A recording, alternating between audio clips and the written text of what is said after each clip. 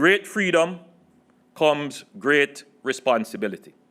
And as a citizen of this country, you have a responsibility, more than enforcement, more than compulsion, but a duty to follow the law. Prime Minister Andrew Holness is right. We must all play our part to reduce the COVID-19 cases on the island. And that starts with adhering to the containment measures. It is our duty to wear a mask in public spaces, sanitize frequently, stay at home if you don't need to be on the road, and obey the curfew hours. Let's do it for ourselves, our families, our communities, our Jamaica, land we love.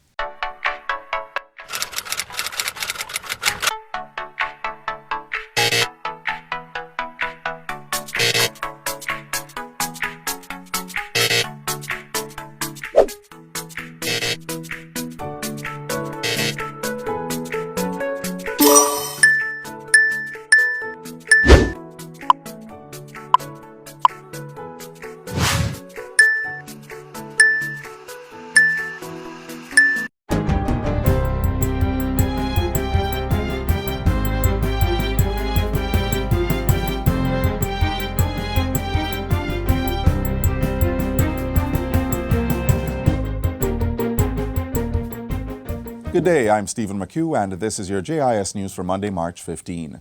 Local Government Minister Desmond McKenzie says as of March 13, government will allow burials and cremations under certain circumstances. The national ban on burials remains in effect until March 22. Mr. McKenzie says burials or cremations will be allowed for bodies that are in an advanced state of decomposition, bodies which have been recommended for immediate burial by the appropriate health authorities, and for indigent persons who die in state care.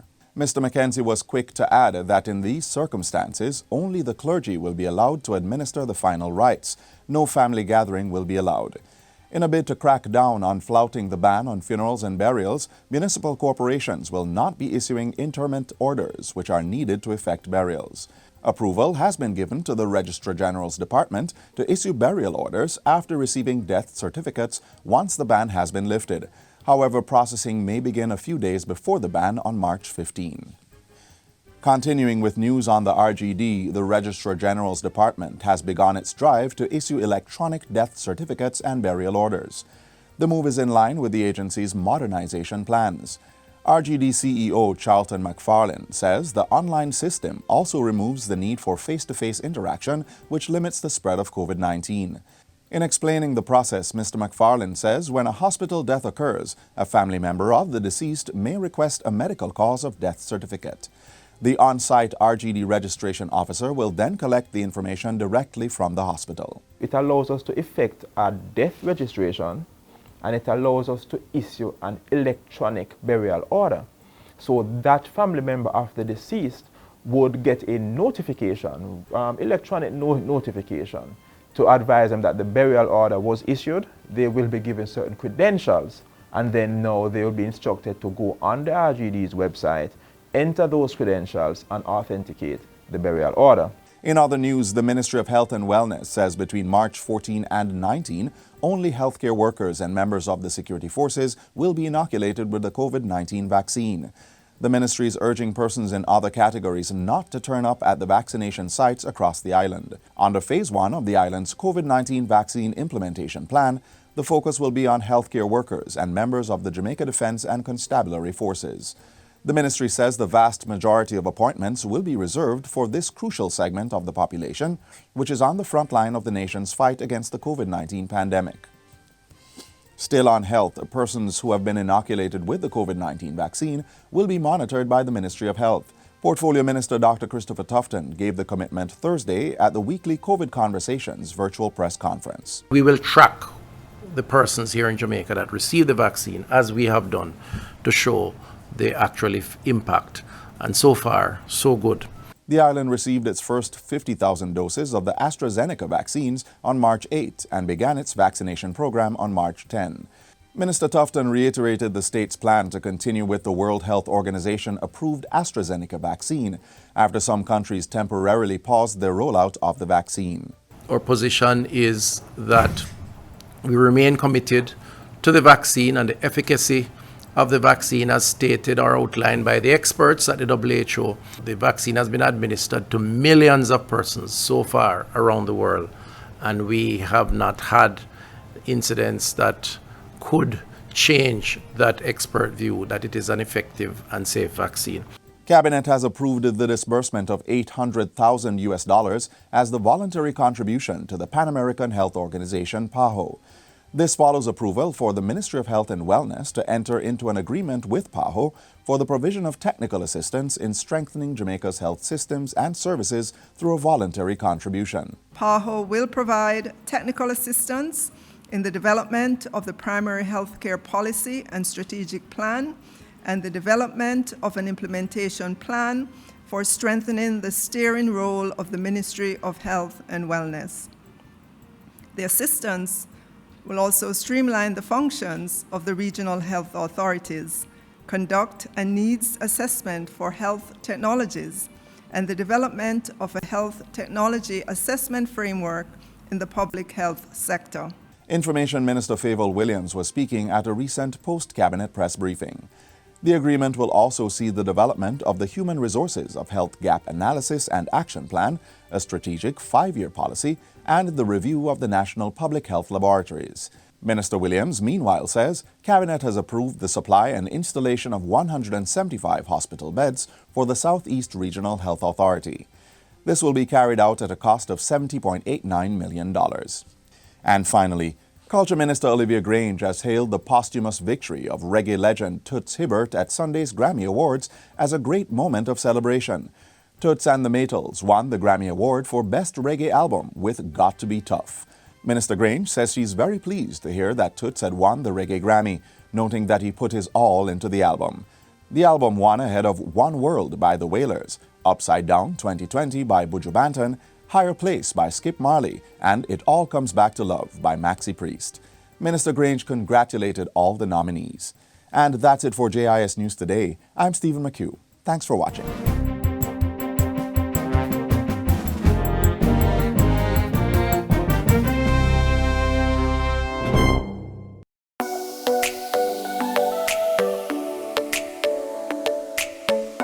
To properly carry out a hand rub, apply a palmful of the product in your cupped hand, covering all surfaces.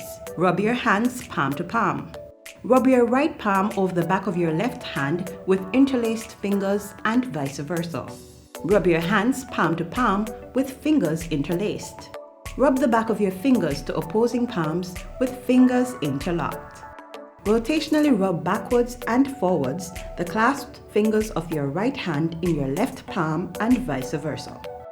Once your hands are dry, they are now safe.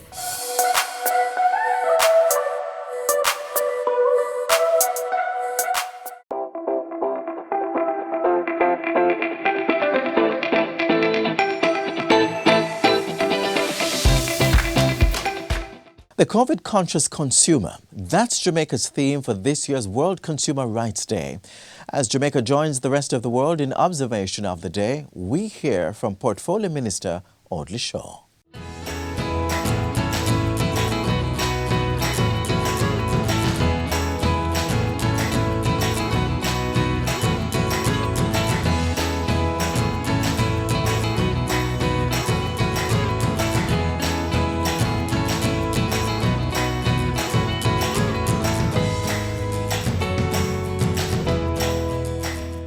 Today, Jamaica joins with the rest of the world in observation of World Consumer Rights Day under the theme, The Sustainable Consumer.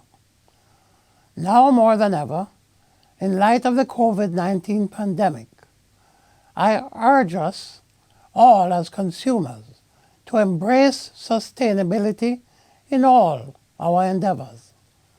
It is only by taking personal responsibility in the daily choices we make that we can control the outcomes. By this intention, we each can influence policy by demanding change and thereby contribute to the social, physical, and economic environment we desire to live, work, and raise families locally and globally.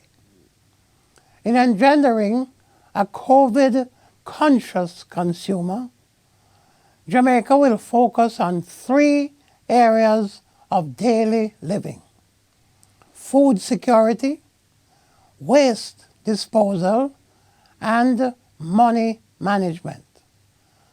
Let the change begin with you. Start your backyard garden.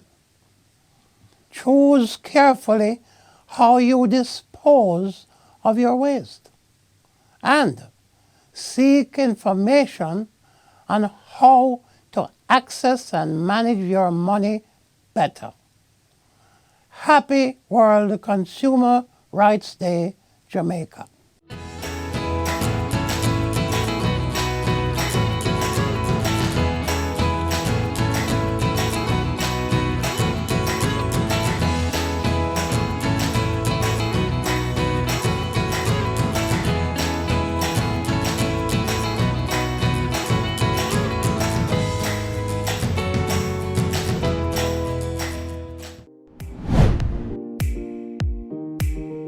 The Forestry Department is leading the implementation of the National Tree Planting Initiative, which seeks to plant 3 million trees in 3 years, 1 for each Jamaican plus a little extra for good measure.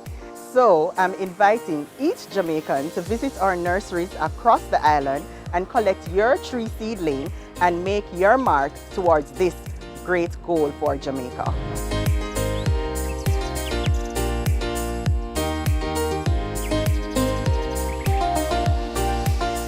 $18.6 billion to be spent on infrastructure, $1.1 billion in support for MSMEs, and $431.8 million on environmental protection projects. Just some of the working targets for the Ministry of Economic Growth and Job Creation in the 2021-2022 fiscal year.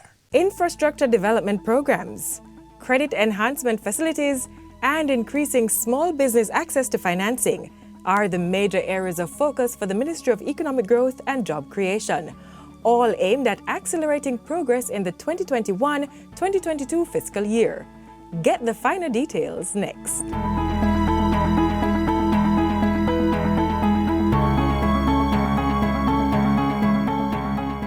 $20.38 billion has been set aside to execute growth-inducing projects in the Ministry of Economic Growth and Job Creation in the 2021-2022 financial year. That's a marked improvement from the $14 billion dispersed in the previous year. Complementing the $20 billion is $10.96 billion that's been earmarked to cover operational costs within the ministry and its agencies and departments. 2 entities, the Special Economic Zone and the Water Resources Authority, will be providing $118.88 million to shore up the budget. A special $500 million allocation will be dispersed to support the Lengthman program. Announced in 2020 by Prime Minister Andrew Holness, the program will see community members carrying out preventative maintenance on rural roads and highly trafficked corridors. Lengthmen will also be given a smart device to collect data which will be used to preserve the built and natural environment. That will give us a pool of data from which we can do our data mining and analytics to help us to drive our budget, to direct which roads really need to be repaired, which drains and gullies really need attention. And that is a smarter way of addressing the resilience of your built and natural environment. $500 million will also go towards the ministry's social housing program, which builds houses for the indigent, relocates vulnerable communities, and upgrades tenement yards. $310.88 million is expected to cover land claims associated with the North-South Highway. Development follows areas where they find the best roads and the best bridges. That explains why the Ministry of Economic Growth and Job Creation will be spending the bulk of its development budget on infrastructure. Chief among them is the $17.4 billion Southern Coastal Highway Improvement Project. The flow of goods, capital, technology, and people will drive economic growth and create a broader space for development and prosperity for all. Work will continue in extending the 28-kilometer stretch of road between Maypen in Clarendon and Williamsfield in Manchester. The roadway between Harbourview in St Andrew and Port Antonio in Portland will also be built out in the fiscal year. Another $1.2 billion is being utilized to kickstart the Montego Bay Bypass Road. We aim to maintain while we rehabilitate, upgrade, improve, and increase the performance of all roadways in Jamaica. Government will also be completing the closed Harbour Beach Park and the waterfront protection project for Montego Bay. And $500,000 will be used to finalize the establishment of United Nations House along Port Royal Street in downtown Kingston. Titles are what the Ministry of Economic Growth and Job Creation are about in terms of monetizing this relatively, non-income producing asset that we call land in our country. Complementing infrastructure works is the $60 million electronic land titling project. It's expected that the project management office will be created, staffed and equipped. Environment protection is also on the ministry's agenda. $70.9 million will go towards environmental protection in Negril, Westmoreland. And the government's project to manage plastic marine litter from land-based activities will be funded to the tune of $32.9 million. It is going to support the development of businesses at the very base of the economy. That's right.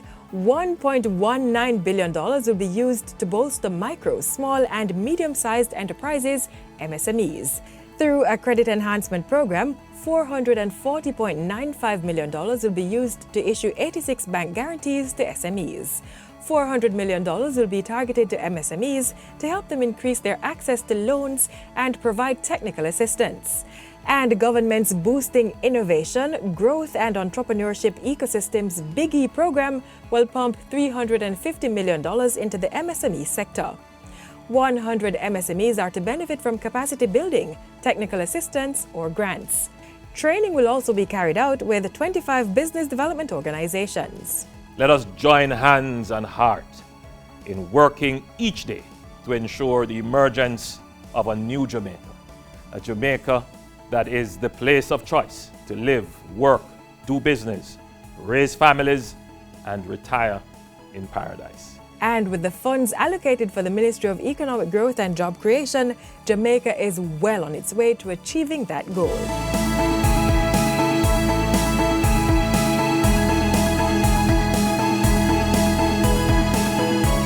Agriculture and fisheries is big business. Get formalized this year. Be among 100 farmers and fisheries producers who will benefit from a developmental project funded by the International Labour Organization and implemented by the Government of Jamaica. Whether you're male or female, we want to help you. Young farmers, there's a special place for you too. Apply at any RADA or JBDC office island-wide and jbdc.net. Deadline March 22. Agriculture and fisheries is big business. The revamped National Tree Planting Program is on in earnest. Add your support by planting a tree of your own. Get inspiration from this next feature. Eroded coastlines, a rise in sea levels, hotter, longer dry seasons, shorter flood-prone wet seasons, more and stronger hurricanes. That's the face of climate change in Jamaica. But we have an important tool in the fight against the change in weather systems, and that's by planting a tree.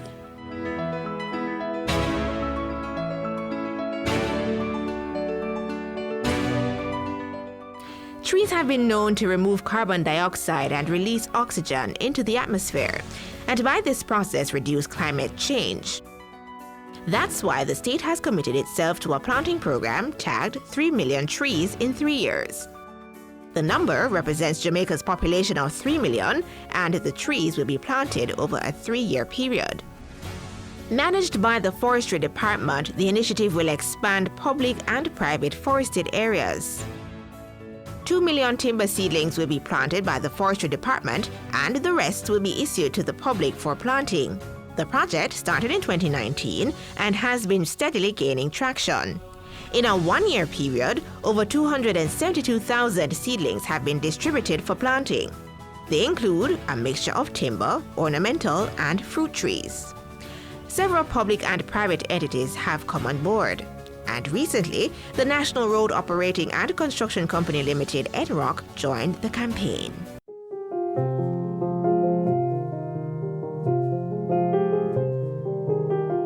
NROC has been constructing toll roads for the past 20 years, and we have built more than 100 kilometers of toll roads. When you build, obviously you then impact on the environment by removing existing trees. So as part of the project, we gave a commitment to put back trees that were lost, and not just put back trees, but put back additional trees over and above those which were taken out as part of the highway construction. And so, 480 trees were planted along a section of the North-South Highway toll road in Nisted St. Catherine. The area is being used as a test site for NROC's plans to reforest and beautify lands adjacent to the toll road it manages. Blue maho, Spanish elm, and pink and yellow pui seedlings were planted. As part of the process, the forestry department requires us to maintain the trees over at least a 3-year period until the forest is established. And then they will go into what they call their routine maintenance. NROC will undertake the cost for the maintenance over the period, but forestry will actually do the actual implementation based on our discussion going forward with them.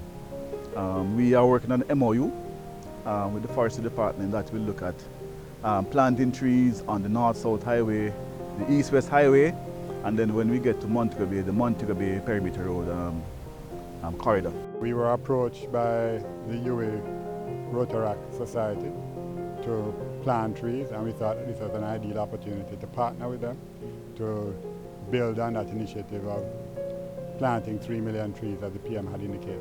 One of the points that we came up with was trying to help with climate change. So we're doing a series of tree planting and beach cleanups.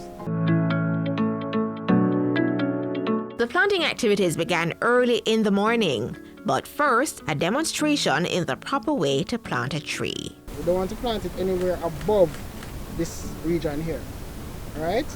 You end up burying the plant, so you're not killing the plant, right? It's not a funeral. You're trying to help it to grow and survive, right?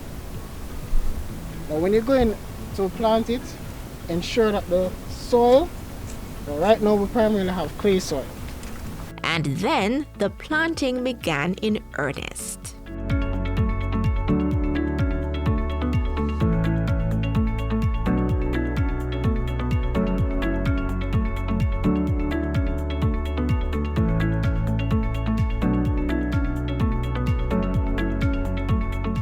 It's a good initiative in that it shows people that, it shows to them what it is like to plant a tree. Why it is important is actually really groundbreaking for us. I think it's a great initiative because Jamaica, it's so beautiful, and if we could do our part in making sure that beauty stays, that natural beauty stays, that's all we need. It's not often that you really see much over in a pandemic even, that people are really coming out. They're really being self-serving and giving of themselves to come and actually take care of the country which we have to call home. So, I mean, it's a pleasure. It's actually an honor to be a part of that kind of initiatives. Replanting the trees will be good for our environment, good for our water system, as well as the air quality. This is actually a good use. We're planting flowering ornamental trees so people see it from the highway. It makes the highway more attractive. So it's been really enriching. It has taken me out of my comfort zone, and I can definitely say that I've learned a lot of things. And I think it's really, really important, and that is why I took the time to come, because I think we need a lot more plants. If you are interested in being a part of the 3 Million Trees initiative, contact the Forestry Department at 876-618-3205 or visit 173 Constant Spring Road. Remember, plant a tree today and secure your future tomorrow.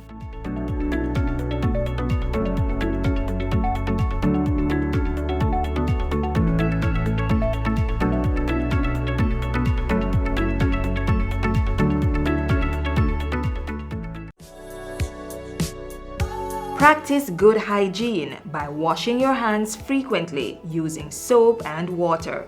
Here's how you should do it while conserving water. Turn on the tap to wet your hands, then turn off the pipe. Lather your hands and the tap with soap. Turn on the tap and wash your hands, back, front, and in between fingers. Use some of the water to wash off the tap, then turn it off. Dry your hands with disposable hand towels. If you don't have running water, use a hand rub containing 62% or more alcohol. If hand sanitizers are not available, rubbing alcohol, Dettol, white rum, or household bleach will do the trick. And if all else fails, let hand washing and the handling of potable water be a two-person event. Each person will take turns pouring and washing hands with sitting water. Now is a good time to consider installing a tap on your containers to reduce the risk of water contamination. Faucets can be easily attached to drums, buckets, or 5-gallon water bottles. And to ensure that the outside of the containers are clean when recapping, disinfect it with hand rub containing alcohol that's 62% or more.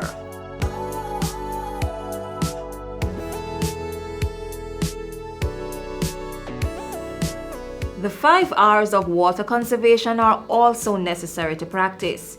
Reduce water wastage by investing in water-saving devices. Reuse water at least twice before discarding. Replace leaking pipes, faucets, and other plumbing equipment. Recycle wastewater and use it for gardening, car washing, or cleaning of public spaces. And reclaim water through rainwater harvesting. We all must play our part to ensure there's water to combat the coronavirus and stave off prolonged drought.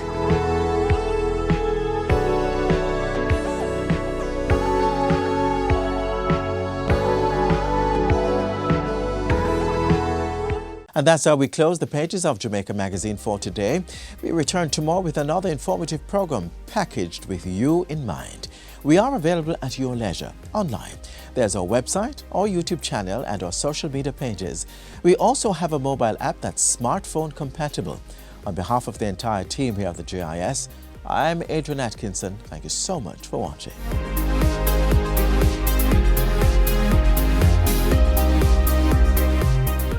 This has been a production of the Jamaica Information Service, the voice of Jamaica.